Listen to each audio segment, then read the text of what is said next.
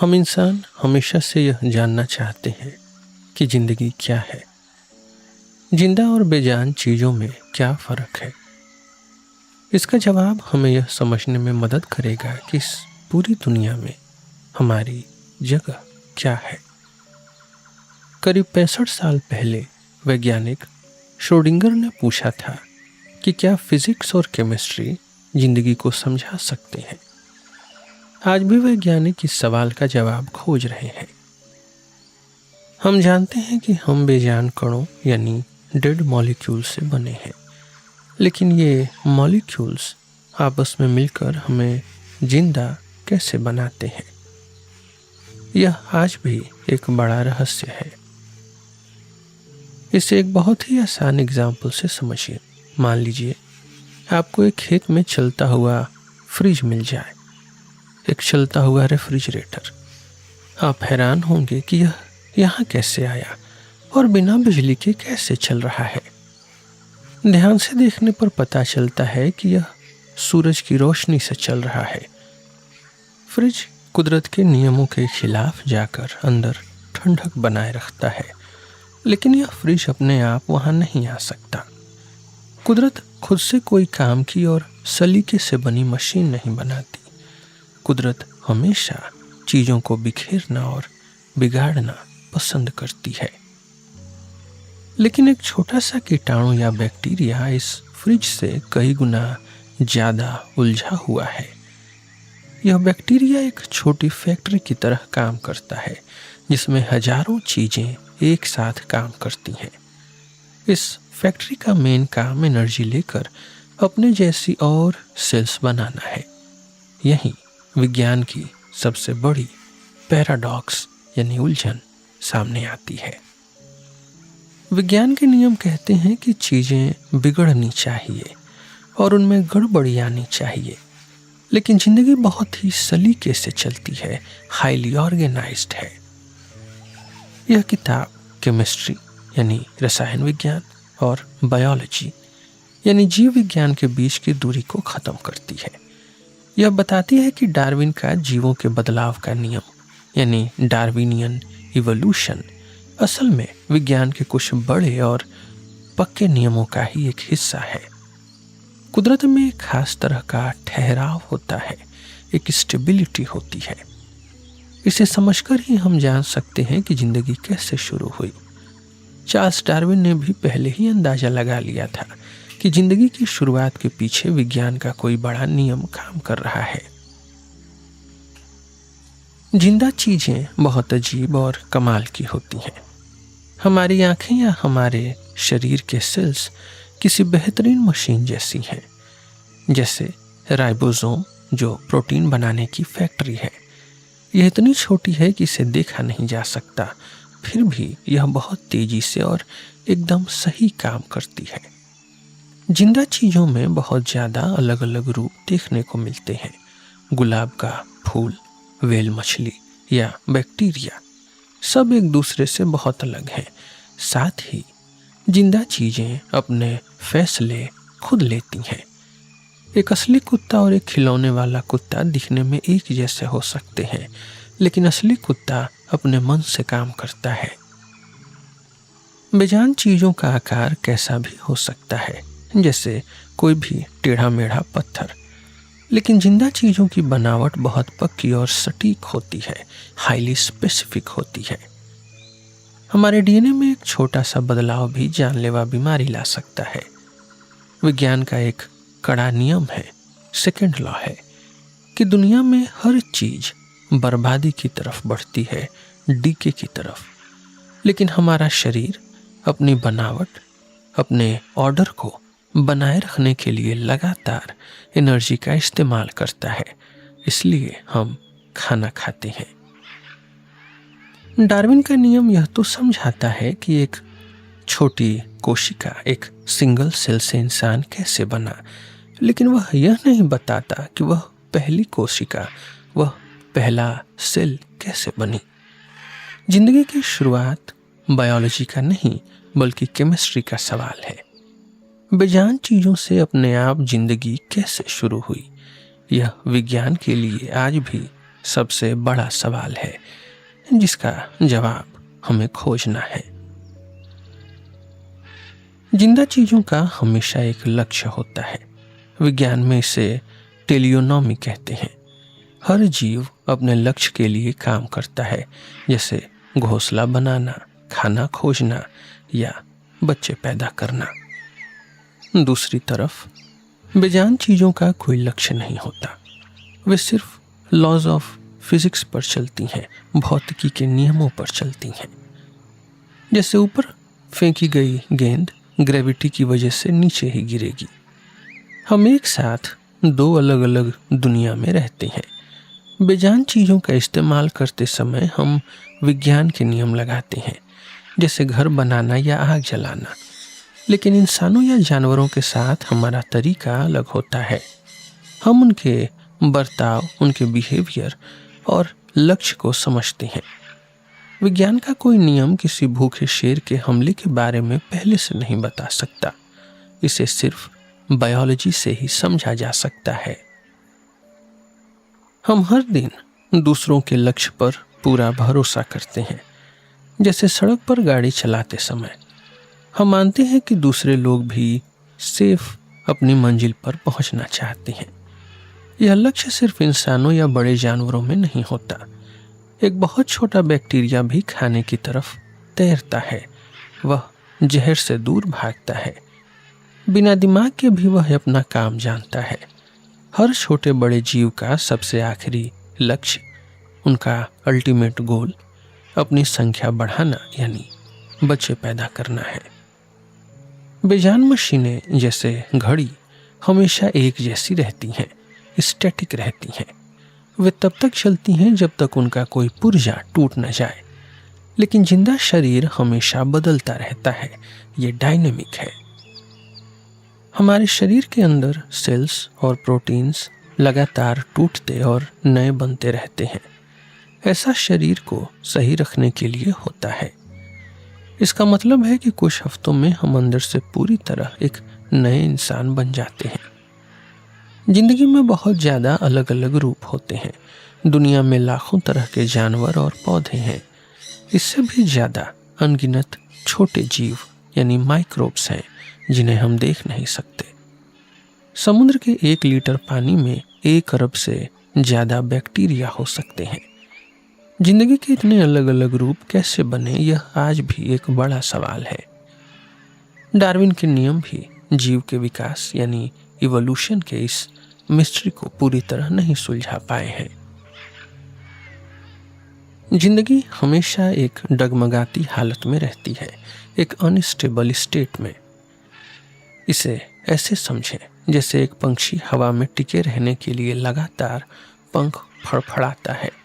अगर वह रुकेगा तो नीचे गिर जाएगा। इसी तरह एक छोटा बैक्टीरिया भी जिंदा रहने के लिए लगातार अपनी एनर्जी खर्च करता है। विज्ञान का नियम कहता है कि दुनिया की हर चीज आराम यानी इक्विलिब्रियम की तरफ जाती है, लेकिन सेल्स इसके उल्टा काम करती हैं। वे एनर्जी लगाकर अपने केमिकल्स को बनाए रखती हैं। सबसे बड़ा सवाल यह है कि धरती पर शुरुआत में बेजान और शांत चीज़ों से इतनी बेचैन और लगातार एनर्जी खर्च करने वाली जिंदगी अपने आप कैसे शुरू हुई। मॉलिक्यूल्स ऑफ लाइफ की, जिंदगी के कणों की एक और बहुत अजीब बात है। इनमें एक तरह का हाथ का झुकाव या हैंडेडनेस होता है। हमारे दाएं और बाएं हाथ की तरह, हमारे राइट और लेफ्ट हैंड की तरह। ये मॉलिक्यूल्स भी 2 तरह के होते हैं। नेचर में बेजान चीज़ें हमेशा आधी दाईं और आधी बाईं होती हैं, 50-50। लेकिन जिंदा चीज़ों में ऐसा नहीं होता। हमारे शरीर के सभी शुगर्स राइट होते हैं और सारे प्रोटीन बनाने वाले अमीनो एसिड लेफ्ट यानी बाएं होते हैं। यह नेचर के नियम के एकदम खिलाफ है। विज्ञान आज भी नहीं जानता कि 50-50 वाली दुनिया में सिर्फ एक ही तरह के मॉलिक्यूल्स वाली जिंदगी कैसे शुरू हुई और यह आज तक कैसे टिकी हुई है। हम बेजान चीज़ों को बहुत अच्छी तरह समझते हैं। हमें पता है कि बर्फ पानी और भाप एक ही चीजें हैं, बस उनकी हालत यानी स्टेट अलग है। लेकिन जिंदा चीजों के साथ हम ऐसा नहीं कर पाते। पुराने समय में अरस्तु यानी अरिस्टोटल मानते थे कि दुनिया में हर चीज का एक पर्पस होता है। बाद में विज्ञान ने माना कि यूनिवर्स का अपना कोई पर्पस नहीं है। डार्विन ने 1859 में यह तो बता दिया कि जीव समय के साथ कैसे बदलते हैं, लेकिन उन्होंने यह नहीं बताया कि पहली बार जिंदगी की शुरुआत, ओरिजिन ऑफ लाइफ कैसे हुई। डीएनए जैसी बड़ी खोजों के बाद भी हम जिंदगी की असली शुरुआत को नहीं समझ पाए हैं। वैज्ञानिक सालों से जिंदगी को चंद शब्दों में समझाने की कोशिश कर रहे हैं। 1992 में नासा ने कहा कि जिंदगी एक ऐसा सिस्टम है जो खुद को बनाए रखता है और समय के साथ बदलता है। लेकिन यह बात पूरी तरह सही नहीं है। जैसे एक खच्चर बच्चे पैदा नहीं कर सकता, इसलिए वह डार्विन के नियम में फिट नहीं बैठता, लेकिन फिर भी वह जिंदा तो है। इसका मतलब है कि जिंदगी को सिर्फ एक लाइन में बांधना बहुत मुश्किल है। जिंदगी क्या है, यह जानने के लिए हमें सिर्फ डेफिनेशन की नहीं, बल्कि एक पक्की और पूरी थ्योरी की जरूरत है। अभी तक हमारे पास जिंदगी को समझने के लिए कोई पक्की थियरी नहीं है। लेकिन समझने यानी अंडरस्टैंडिंग का असली मतलब क्या होता है? विज्ञान में किसी भी चीज को समझने का सबसे पुराना और पक्का तरीका इंडक्शन है। इसका मतलब है बहुत सारी घटनाओं को देखकर उनके बीच का पैटर्न या नियम समझना। यह तरीका इतना आसान है कि एक बच्चा भी इसे इस्तेमाल करता है। अगर बच्चा कोई खिलौना गिराता है तो वह नीचे गिरता है। 2-4 बार ऐसा होने पर बच्चा समझ जाता है कि चीजें हमेशा नीचे गिरती हैं। यह इंडक्शन का ही एक रूप है। आपका पालतू कुत्ता भी जब अपने खाने का डिब्बा खुलते देखता है तो वह पैटर्न समझकर जान जाता है कि उसे खाना मिलने वाला है। वैज्ञानिक भी यही करते हैं, बस उनका पैटर्न थोड़ा बड़ा होता है। जैसे आइजैक न्यूटन ने सिर्फ सेब को गिरते नहीं देखा, बल्कि यह भी समझा कि चांद भी धरती के चक्कर क्यों लगाता है। उन्होंने इन दोनों घटनाओं के बीच का बड़ा नियम खोजा, जिसे हम ग्रेविटी या गुरुत्वाकर्षण कहते हैं। विज्ञान में कोई भी नियम अंतिम सच नहीं होता। जैसे न्यूटन के नियम को बाद में आइंस्टीन ने और बेहतर तरीके से समझाया, इसलिए नियमों को सिर्फ एक पैटर्न कहना ज्यादा सही है, जिसे जरूरत पड़ने पर बदला जा सकता है। विज्ञान में चीजों को समझने के लिए 2 तरीके इस्तेमाल होते हैं। पहला रिडक्शन और दूसरा होलिज्म। रिडक्शन का मतलब है किसी बड़ी चीज को समझने के लिए उसे छोटे छोटे हिस्सों में बांटना। जैसे घड़ी कैसे काम करती है, यह जानने के लिए हम उसके पुर्जों को अलग अलग करके देखते हैं। विज्ञान ने अब तक की सबसे बड़ी कामयाबी इसी तरीके से पाई है। बायोलॉजी में भी डीएनए और सेल्स को इसी तरह समझा गया है। दूसरा है होलिज्म। इसका मानना है कि किसी बड़े सिस्टम को सिर्फ उसके छोटे पार्ट्स को देखकर नहीं समझा जा सकता। सिस्टम जब एक साथ काम करता है तो उसमें कुछ नए गुण, कुछ इमर्जेंट प्रॉपर्टीज आ जाते हैं जो अकेले पुर्जों में नहीं होते। जैसे पानी गीला होता है, लेकिन हाइड्रोजन और ऑक्सीजन गैस में गीलापन नहीं होता। इसलिए होलिज्म कहता है कि हमें पूरी चीज यानी होल सिस्टम को एक साथ देखना चाहिए। हालांकि इन दोनों में बहस चलती रहती है, लेकिन असल में होलिज्म भी रिडक्शन का ही एक बड़ा रूप है। जिंदगी जैसे उलझे हुए सिस्टम को समझने के लिए दोनों तरीकों की जरूरत है। अगर हमें यह जानना है कि जिंदगी कैसे शुरू हुई, तो हमें केमिस्ट्री और बायोलॉजी के बीच का कनेक्शन समझना होगा। हमें देखना होगा कि कैसे छोटे छोटे बेजान कण, मॉलिक्यूल्स मिलकर एक जिंदा और कॉम्प्लेक्स सिस्टम बनाते हैं। हर जिंदा चीज में हजारों केमिकल रिएक्शंस लगातार होती रहती हैं। जिंदगी को समझने के लिए हमें सबसे पहले यह जानना होगा कि ये रिएक्शंस कैसे और क्यों होती हैं। कोई भी केमिकल रिएक्शन हमेशा नीचे की तरफ जाती है, डाउन हिल जाती है। इसका मतलब है कि कमज़ोर चीज़ें मिलकर एक ज़्यादा पक्की और स्टेबल चीज़ बनाती हैं। इस पक्की चीज़ में एनर्जी कम होती है, जैसे हाइड्रोजन और ऑक्सीजन गैसें मिलकर पानी बनाती हैं। पानी इन दोनों गैसों से ज़्यादा स्टेबल है, इसलिए यह प्रोसेस वापस रिवर्स नहीं हो सकती, वापस उल्टी नहीं हो सकती। यह विज्ञान का एक बहुत ज़रूरी नियम है, सेकेंड लॉ ऑफ थर्मोडायनेमिक्स कहते हैं इसे। लेकिन पानी बनने के लिए शुरुआत में थोड़ी एनर्जी या स्पार्क या चिंगारी की ज़रूरत होती है। इसे एनर्जी बैरियर कहते हैं। कोई भी प्रोसेस तभी होगी जब बनने वाली चीज़ यानी प्रोडक्ट पहले वाली चीज़ों यानी रिएक्टेंट से ज़्यादा पक्की हो, ज़्यादा स्टेबल हो। विज्ञान का एक और नियम यह भी कहता है कि चीज़ें हमेशा बिखरना पसंद करती हैं, डिसऑर्डर पसंद करती हैं। इसे एंट्रोपी कहते हैं। जैसे अगर आप कुछ ईंट जमीन पर फेंकें तो वे एक सही ढेर में नहीं बल्कि इधर उधर गिरेंगी। इसलिए अगर कोई बड़ा मॉलिक्यूल टूटकर छोटे हिस्सों में बंटता है तो वह ज़्यादा आसान और स्टेबल होता है। ज़्यादातर केमिकल रिएक्शंस में एक तीसरी चीज़ यानी कैटलिस्ट मदद करती है, जो खुद नहीं बदलती, बस काम को तेज करती है। हमारे शरीर में इन्हें एंजाइम कहते हैं। लेकिन एक खास तरह की प्रोसेस होती है जिसे ऑटो कैटालिसिस कहते हैं। इसमें जो चीज़ बन रही है वही चीज़ अपने जैसी और चीज़ें बनाने में मदद करती है। यह बहुत तेज़ी से बढ़ती है, एक्सपोनेंशियली। इसे आप एक चेस बोर्ड पर रखे चावल के दानों से समझ सकते हैं। अगर आप हर अगले खाने में चावल दोगुने करते जाएं तो 64वें खाने तक चावल पूरी धरती को ढक देंगे।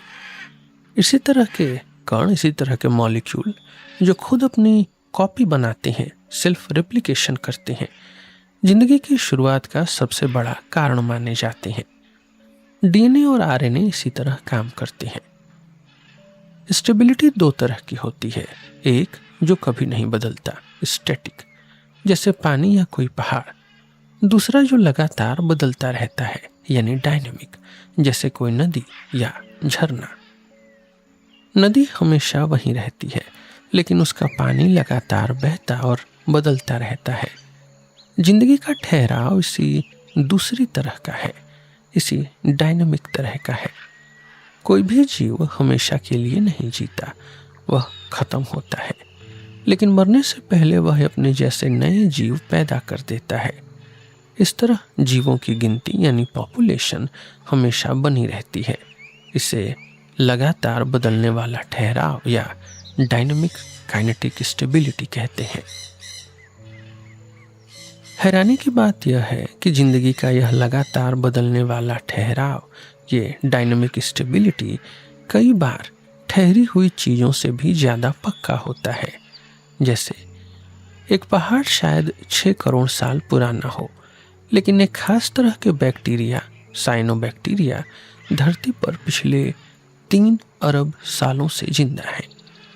इसका मतलब है कि केमिस्ट्री में भी 2 अलग अलग दुनियाएं हैं। एक जिसमें चीज़ें शांत और ठहरी हुई होती हैं, स्टैटिक होती हैं, और दूसरी जिसमें चीज़ें लगातार खुद को बढ़ाती यानी रेप्लिकेट और बदलती रहती हैं। जिंदगी इसी दूसरी तरह की केमिस्ट्री का हिस्सा है। जिंदा रहने का सबसे ज़रूरी नियम यह है कि जो चीज़ें खुद को बनाए रख सकती हैं, जो स्टेबल हैं, वे बनी रहती हैं, और जो खुद को नहीं बचा सकती वे ख़त्म हो जाती हैं। बेजान चीज़ों में भी केमिकल्स हमेशा ऐसे रूप में बदलना चाहते हैं जो ज़्यादा स्टेबल हो। यह विज्ञान का नियम, सेकेंड लॉ है। जैसे हाइड्रोजन और ऑक्सीजन गैसें मिलकर पानी बनाती हैं, क्योंकि पानी उन दोनों से ज़्यादा पक्का है। लेकिन जो मॉलिक्यूल अपनी कॉपी बना सकते हैं, रेप्लिकेटर्स हैं, उनकी दुनिया अलग नियमों से चलती है। उनके लिए स्टेबिलिटी यानी ठहराव का मतलब चुपचाप बैठना नहीं, बल्कि तेजी से अपनी जैसी और चीज़ें बनाना है। नियम यह है कि अपनी कॉपी बनाने वाले केमिकल सिस्टम्स हमेशा उस रूप में बदलेंगे जो ज़्यादा तेजी से और बेहतर तरीके से अपनी कॉपी बना सके। यह नियम बेजान दुनिया के नियम जैसा ही है, लेकिन तरीका अलग है। इसका सबूत 1960 के दशक में हुए एक प्रयोग, एक एक्सपेरिमेंट में मिला। जब आरएनए कणों को उनकी कॉपी बनाने के लिए छोड़ दिया गया तो कुछ समय बाद म्यूटेशंस की वजह से, गलतियों की वजह से छोटे आरएनए मॉलिक्यूल यानी छोटे आरएनए कण बन गए। ये छोटे मॉलिक्यूल ज़्यादा तेजी से अपनी कॉपी बनाते थे। धीरे धीरे उन्होंने लंबे और सुस्त कणों की जगह ले ली। यह पूरी तरह से एक केमिकल प्रोसेस थी, इसमें कोई बायोलॉजी शामिल नहीं था। इससे साबित होता है कि केमिस्ट्री में भी बदलाव और इवोल्यूशन हो सकता है। अब सवाल यह है कि विज्ञान के ये दोनों नियम एक साथ कैसे काम करते हैं। इसे रूस के उन खिलौनों की तरह समझिए जो एक के अंदर एक होते हैं। सबसे बड़ा नियम बाहरी गुड़िया है जिसके अंदर पूरी दुनिया चलती है, लेकिन जो चीज़ें अपनी कॉपी बनाती हैं वे अंदर वाली गुड़िया की तरह अपने खास नियमों से चलती हैं। अगर आपकी कार खराब होती है तो यह कहना सही होगा कि ऐसा विज्ञान के बड़े नियम की वजह से हुआ है, लेकिन इससे आपको कार ठीक करने में कोई मदद नहीं मिलेगी। इसके लिए आपको कार के अंदर की मशीनरी यानी इंजन के रूल्स को समझना होगा। अब आते हैं सबसे बड़े सवाल पर। धरती पर जिंदगी कैसे शुरू हुई? इसके दो हिस्से हैं। पहला, क्या हुआ था यानी हिस्टोरिकल। शुरुआत में कौन कौन से केमिकल्स थे और किन हालात में वे जिंदा सेल्स में बदल गए। दूसरा, क्यों हुआ था, ये हिस्टोरिकल। विज्ञान के किस नियम की वजह से बेजान चीजों ने जिंदगी का रूप लिया। अगर हम इनमें से एक भी सवाल का जवाब जान लें तो दूसरे का जवाब ढूंढना आसान हो जाएगा, लेकिन मुश्किल यह है कि हम आज तक दोनों में से किसी भी सवाल का साफ जवाब नहीं खोज पाए हैं। धरती लगभग 4.6 अरब साल पुरानी है। सबसे पुराने फॉसिल्स 3.4 अरब साल पुराने हैं, लेकिन वे काफ़ी विकसित कोशिकाओं के हैं, काफ़ी एडवांस्ड सेल्स के हैं। वे यह नहीं बताते कि पहली कोशिका यानी फर्स्ट सेल कैसे बनी थी। एक और तरीका है डीएनए और प्रोटीन्स की जांच पड़ताल करके जीवों का फैमिली ट्री बनाना। इससे हम अलग अलग जीवों के बीच के रिश्ते को समझ सकते हैं, लेकिन यह तरीका भी शुरुआती जिंदगी का सुराग नहीं दे पाया है, क्योंकि पुराने समय में जीव अपने जीन्स यानी माता पिता के अलावा दूसरों से भी बांटते थे। हॉरिजॉन्टल जीन ट्रांसफ़र होते थे। इसलिए यह पता लगाना बहुत मुश्किल है कि सबसे पहला जीव यानी लूका, लास्ट यूनिवर्सल कॉमन एंसेस्टर कौन था और वह कैसा था। इसलिए हमें जिंदगी की शुरुआत का सुराग खुद केमिस्ट्री में ही खोजना होगा। जिंदगी की शुरुआत कैसे हुई, यह विज्ञान के लिए एक बहुत बड़ा सवाल है। 1950 के दशक में स्टैनली मिलर ने एक एक्सपेरिमेंट किया, एक मशहूर प्रयोग किया। उन्होंने माना कि शुरुआत में धरती पर हाइड्रोजन, अमोनिया, मीथेन और पानी की भाप जैसी गैसें रही होंगी। उन्होंने इन गैसों में बिजली छोड़ी, जैसे उस समय आसमान से बिजली गिरती होगी। इसका नतीजा चौंकाने वाला था। इसमें अमीनो एसिड्स बन गए जिनसे प्रोटीन बनते हैं। इससे लगा कि जिंदगी की शुरुआत को समझना बहुत आसान है, लेकिन यह खुशी ज़्यादा समय तक नहीं टिकी, क्योंकि वैज्ञानिकों ने पूछा कि जिंदगी कहाँ शुरू हुई, समुद्र की गहराई में या मिट्टी में। क्या उस समय हवा में कार्बन डाइऑक्साइड थी? इन सवालों के अलग अलग और उलझे हुए जवाब मिले। सबसे बड़ी परेशानी यह थी कि हम यह बिल्कुल नहीं जानते कि अरबों साल पहले धरती का असली माहौल यानी कंडीशंस कैसा था।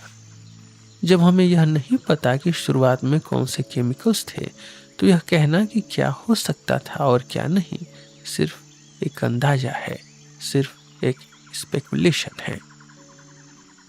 कुछ वैज्ञानिकों ने कहा कि अगर लैब में आरएनए के हिस्से यानी न्यूक्लियोटाइड्स नहीं बन पा रहे हैं, तो इसका मतलब है कि वे अपने आप नेचर में भी नहीं बन सकते। यह एक गलत सोच है। हम यह नहीं कह सकते कि जो चीज़ हम आज लैब में नहीं कर पाए वह करोड़ों सालों में पूरी धरती पर कहीं नहीं हो सकती थी। हाल ही में कुछ वैज्ञानिकों ने अलग तरीके से सोचकर उन हिस्सों को लैब में बना भी लिया है।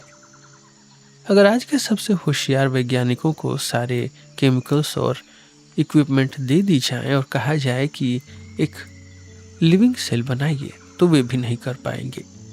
इसका कारण यह है कि जिंदगी कैसे बनती है यह हमें आज भी नहीं पता। इसलिए सिर्फ यह खोजना कि पुराने समय में कौन से केमिकल्स थे जिंदगी के रहस्य को नहीं सुलझा सकते। विज्ञान में दो तरह की सोच है। एक कहता है कि पहले ऐसे मॉलिक्यूल बने जो अपनी कॉपी बना सकते थे, जैसे आरएनए। दूसरा कहता है कि पहले आपस में जुड़े हुए केमिकल्स का एक चक्कर बना, एक मेटाबॉलिक साइकिल बना। लेकिन दोनों सोच में एक ही कमी है। सेकेंड लॉ कहता है कि चीज़ें बिखरना और शांत होना पसंद करती हैं। ऐसे में एक बहुत ही सलीके से चलने वाली और लगातार एनर्जी खर्च करने वाली जिंदगी कैसे शुरू हो सकती है? क्या धरती पर जिंदगी एक इत्तेफाक था या इसे विज्ञान के नियमों के हिसाब से ही होना था? इसका सही जवाब हम नहीं जानते। जैसे हम बता सकते हैं कि पहाड़ों पर बर्फ गिरेगी या नहीं, क्योंकि हमें वहां का मौसम पता है। लेकिन अरबों साल पहले धरती पर क्या हुआ था यह हम पूरी तरह नहीं जानते। और चूंकि हमारे पास पूरी दुनिया में जिंदगी का सिर्फ एक ही एग्जाम्पल है, हमारी अपनी धरती, इसलिए हम पक्के तौर पर नहीं कह सकते कि जिंदगी शुरू होना एक आम बात है या एक बहुत ही रेयर घटना। आज के बायोलॉजी के सामने 3 सबसे बड़े सवाल हैं। पहला, जिंदगी क्या है? दूसरा, यह कैसे शुरू हुई? और तीसरा, हम इसे कैसे बना सकते हैं? ये तीनों सवाल एक दूसरे से जुड़े हुए हैं। बिना एक का जवाब जाने बाकी 2 के जवाब खोजना नामुमकिन है। पिछले 60 सालों में डीएनए जैसी खोजों ने हमें जिंदगी के हिस्सों के बारे में बहुत कुछ बताया है, लेकिन जिंदगी असल में है क्या, यह आज भी एक मिस्ट्री है। एक फेमस साइंटिस्ट कार्ल वुइज ने कहा था कि आज की बायोलॉजी 100 साल पहले की फिजिक्स जैसा है, जिसे लगता था कि सब कुछ खोज लिया गया है, लेकिन हकीकत में वह बहुत कुछ नहीं जानता था। डार्विन ने हमें यह तो बता दिया कि जीव कैसे बदलते हैं, और बाद में विज्ञान ने यह भी खोज लिया कि इसके पीछे हमारे जीन काम करते हैं। सन 2000 में जब इंसानी जीनोम को पूरी तरह पढ़ा गया तो लोगों को लगा कि जिंदगी की पहेली सुलझ गई है। लेकिन सच्चाई यह है कि 3 अरब अक्षरों 3 बिलियन लेटर्स के डीएनए कोड को पढ़ लेने से भी हमें जिंदगी की पूरी समझ नहीं मिली। हम पेड़ों को तो देख पा रहे हैं, लेकिन पूरे जंगल को नहीं समझ पा रहे हैं। जिंदगी की सबसे बड़ी पहेली इसकी बनावट और उलझन है, ऑर्गेनाइजेशनल कॉम्प्लेक्सिटी है। विज्ञान का पुराना तरीका कि चीज़ों को छोटे छोटे हिस्सों में तोड़कर समझना, जिसे रिडक्शनिज्म कहते हैं, यहाँ काम नहीं आ रहा है। इसलिए वैज्ञानिक एक नया तरीका अपना रहे हैं जिसे सिस्टम्स बायोलॉजी कहते हैं। यह तरीका इस बात पर ध्यान देता है कि सेल के अलग अलग हिस्से आपस में मिलकर एक सिस्टम की तरह कैसे काम करते हैं। लेकिन यह तरीका भी जिंदगी के कुछ गहरे सवालों के जवाब नहीं दे पाया है। जब विज्ञान किसी मुश्किल चीज को नहीं समझ पाता तो उसे नए गुण या इमर्जेंट प्रॉपर्टी कहकर टाल देते हैं। जैसे जिंदगी का कोई लक्ष्य क्यों है, इस सवाल को विज्ञान ने लगभग भुला ही दिया है। बायोलॉजी के अलावा फिजिक्स और मैथमेटिक्स ने भी जिंदगी को समझने की कोशिश की है। फिजिक्स में एक नियम नॉन इक्विलिब्रियम थर्मोडायनेमिक्स है जो बताता है कि कैसे पानी के भंवर यानी पानी के वोर्टेक्स जैसी चीजें बिना किसी सहारे के अपनी बनावट बना लेती हैं। कुछ लोगों ने सोचा कि शायद जिंदगी भी ऐसे ही शुरू हुई होगी, लेकिन इससे कोई पक्का जवाब नहीं मिला। मैथमेटिक्स में भी गेम ऑफ लाइफ